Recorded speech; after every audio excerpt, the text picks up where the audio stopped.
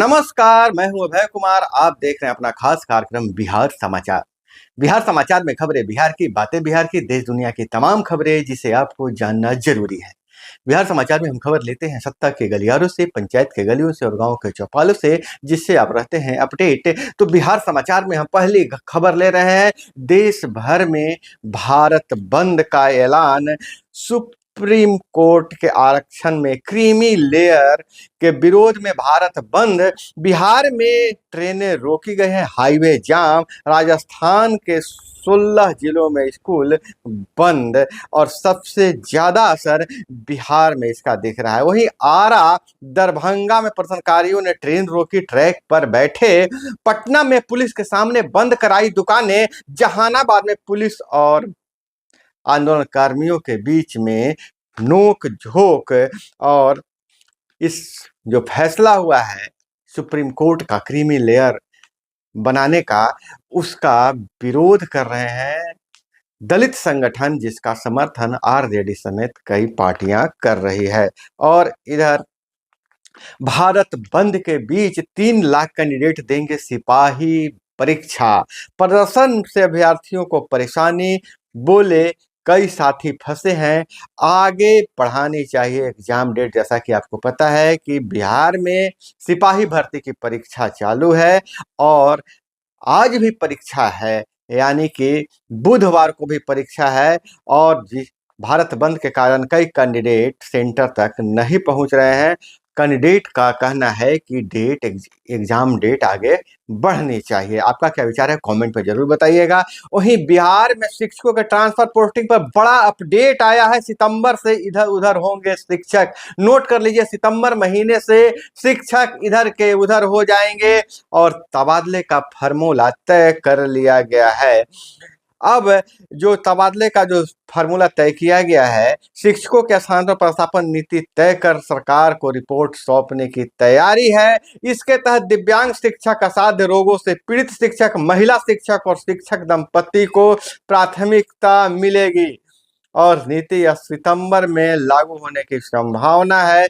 शिक्षा विभाग इसके सचिव बैद्यनाथ यादव की अध्यक्षता वाली कमेटी ने इसके लिए एक नया फार्मूला तैयार किया है। जल्द ही इस बारे में पूरी रिपोर्ट सरकार को सौंप दी जाएगी और माना जा रहा है कि नई नीति सितंबर से लागू हो जाएगी। इसी भी शिक्षा विभाग ने सक्षमता परीक्षा पास करते हुए शिक्षकों की काउंसलिंग की निगरानी भी तेज कर दी है। एक अधिकारी ने बताया कि विभागीय स्तर पर प्रस्तावित तबादला पोस्टिंग नीति को सैद्धांतिक मंजूरी मिल गई है।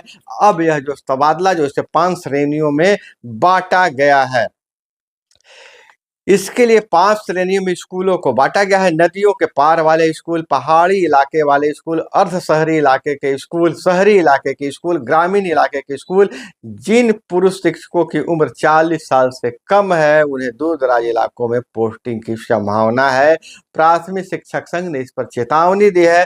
दूसरी ओर बिहार राज्य प्राथमिक शिक्षक संघ ने चेतावनी दी है कि अगर सरकार जल्द ही ऑनलाइन हाजिरी व्यवस्था खत्म नहीं की तो आंदोलन किया जाएगा। संघ की मांग है कि शिक्षकों को ई शिक्षा कोष पर हाजिरी बनाने से मुक्त किया जाए। पटना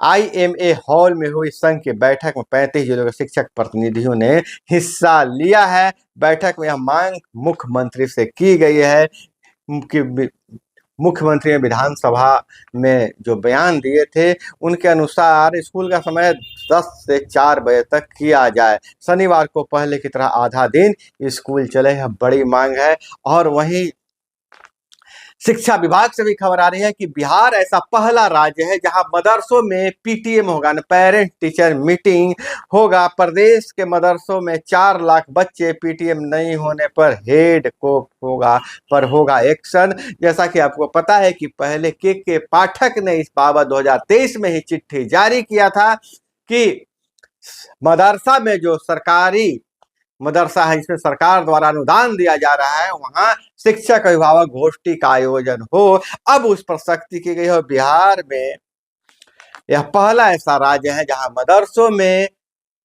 PTM हो रहा है, पेरेंट टीचर मीटिंग हो रहा है। और वहीं जो चंपई सोरेन वाला जो मामला चल रहा था, चंपई सोरेन भाजपा में जाने वाले, तो चंपई सोरेन ने साफ कर दिया कि वो भाजपा में नहीं जाएंगे। और ऐसा कहा जा रहा है कि चौथी बार झारखंड में फेल हुआ ऑपरेशन लोटस। हेमंत को पहले ही पता चल गया था सीक्रेट प्लान। चंपई की जगह विधायकों को भरोसे में लिया और यह भाजपा के चाल को विफल कर दिया।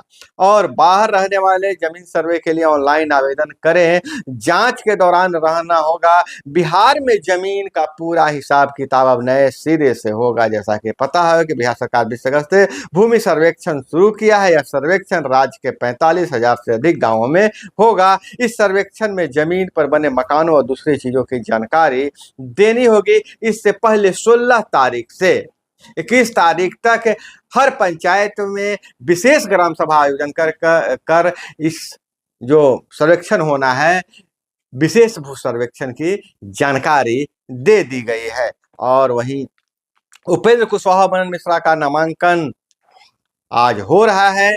सीएम समेत बीजेपी जेडीयू के बड़े नेता होंगे शामिल। राज्यसभा के लिए दोनों का निर्विरोध चुना जाना तय है। जब जदयू ने जबकि उपेंद्र कुशवाहा को बनाया है उम्मीदवार, और भाजपा ने मनन कुमार मिश्रा को बनाया है।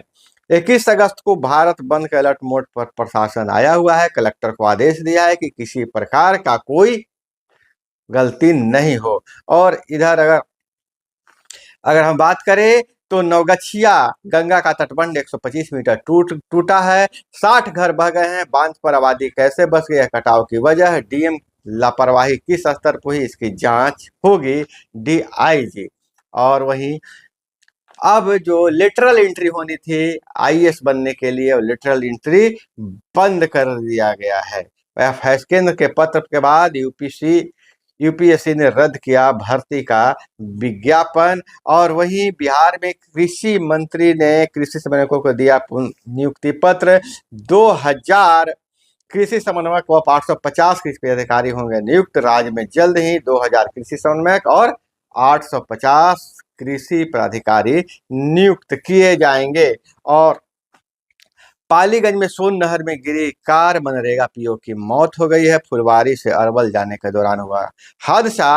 अरवल जिले के कलेर प्रखंड के मनरेगा कार्यक्रम पदाधिकारी का कार सोन नदी में गिर गया है। हम आपको बता दें कि मृतक संजीव कुमार कलेर में पीओ थे। वह अरवल जिला के स्थापना दिवस में समारोह में भाग लेने अपने आवास फुलवारी से अरवल जिला आ रहे थे। इसी दौरान उनकी कार दुर्घटनाग्रस्त हो गई और उनकी मौत हो गई है। और इधर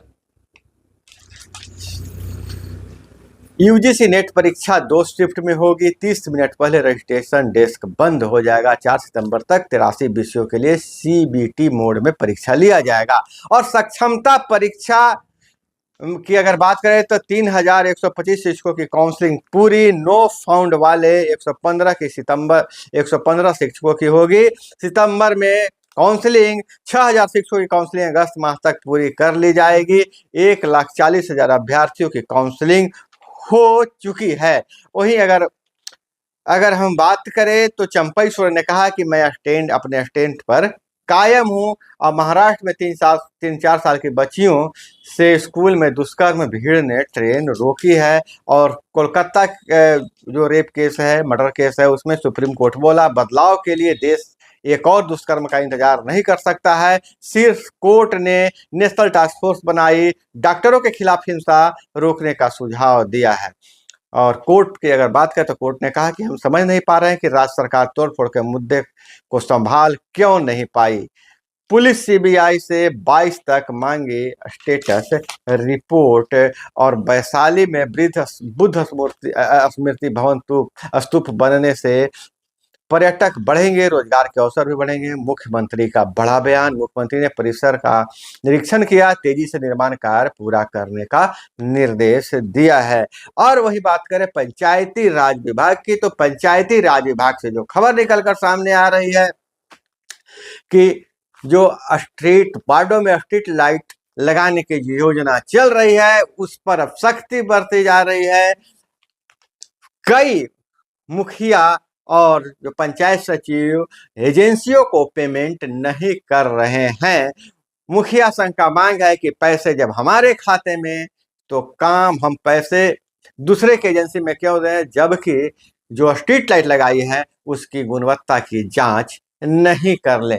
वहीं दूसरी बड़ी खबर यह है कि वार्ड संघ जल्द ही एक बैठक करने वाला है। उस बैठक के बाद राज्य सरकार के खिलाफ आंदोलन का निर्णय लेगी। वहीं सरपंच और पंच संघ की मांग है उनके मानदेय और सुरक्षा बढ़ाई जाए, लेकिन अब तक बिहार सरकार का पंचायती राज विभाग कान में तेल डालकर सोया हुआ है। इस पर आपका क्या विचार है जरूर कहिएगा। और दोस्तों, यह थी वो तमाम खबरें जिसे आपको जानना जरूरी था। इसी तरह से खबरों के लिए जुड़े रहिए हमारे साथ। चैनल पर नए हैं तो चैनल को सब्सक्राइब कर लीजिए। वीडियो पसंद आए तो लाइक जरूर कीजिएगा। मिलते हैं अगले वीडियो में। जय हिंद, वंदे मातरम।